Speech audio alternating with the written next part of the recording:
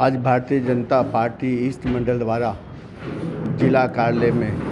आज दीनदयाल उपाध्याय की जन्म शताब्दी के ऊपर एक कार्यक्रम रखा गया,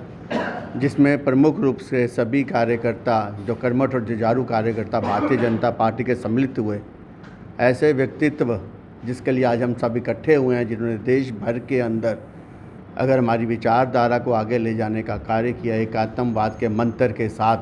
ऐसा मंत्र दिया उन्होंने कि जिसमें कोई भी व्यक्ति जिस भी समाज का वर्ग का यहाँ पे रहता है, उसको किस प्रकार से जो यहाँ के साधन है इस देश के अंदर मूलभूत साधन, उनको किस प्रकार से उनकी उपलब्धियों किस प्रकार से हर गरीब व्यक्ति को आगे बढ़ाया जाए। दूसरा सबसे बड़ा उन्होंने बात बोली, अपने राष्ट्र को अगर हम भूल जाते हैं तो स्वतंत्रता भी हमारे लिए व्यर्थ है, हमें राष्ट्र को आगे लेके चलना है। और दूसरा उन्होंने सबसे बड़ा जो अहम हमें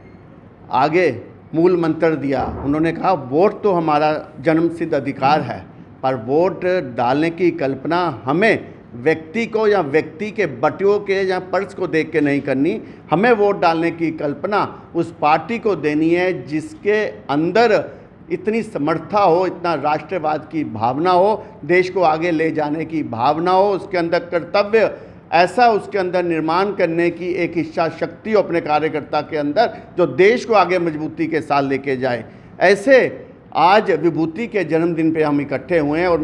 हमें प्रण करना चाहिए आने वाले समय भी ऐसी वोट की कल्पना करते हुए जो राष्ट्रवाद ताकते हैं। नरेंद्र भाई मोदी जी जैसा व्यक्तित्व जो ना कभी हिंदुस्तान को मिलेगा, ना आगे कभी ऐसा व्यक्तित्व की हम कल्पना कर सकते हैं। ऐसे व्यक्ति को तीसरी बार जिताकर हम किस प्रकार से दिल्ली के आसन में बैठाएं, ऐसे आज प्रण करके हमने यहाँ से जाना है। पंडित दीनदयाल उपाध्याय जी जो थे वो बाल्यावस्था में ही बड़ी मुश्किल से उन परिस्थितियों में उन्होंने अपना जन्म जो है वो बाल्यावस्था और जवानी के जो दिन है वो बड़ी मुश्किल से काटे, क्योंकि उनके बाल्यावस्था में ही उनका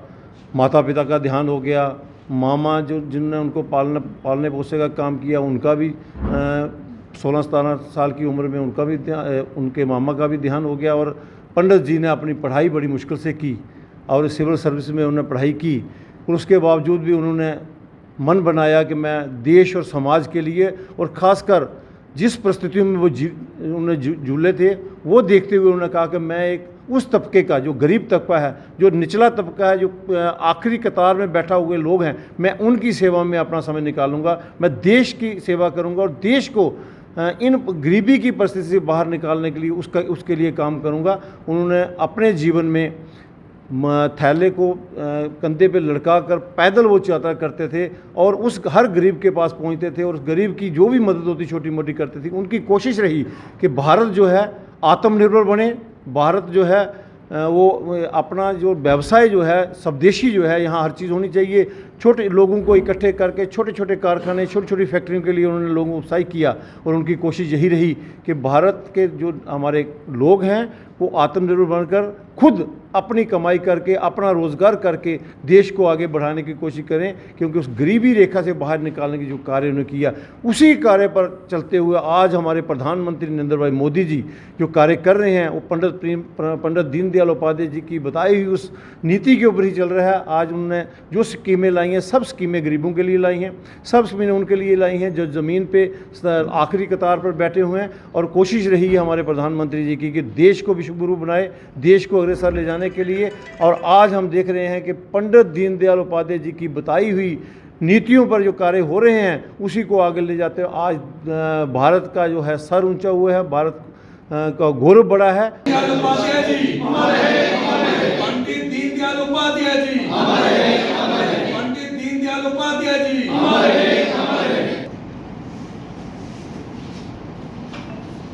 दीनदयाल उपाध्याय जी अमर रहे, अमर रहे। पंडित दीनदयाल उपाध्याय जी अमर रहे, अमर रहे। भारत माता की जय, भारत माता की जय, वंदे मातरम, वंदे मातरम। टेक वन अब आपके व्हाट्सएप पर। व्हाट्सएप करिए हाय 9728253663 पर।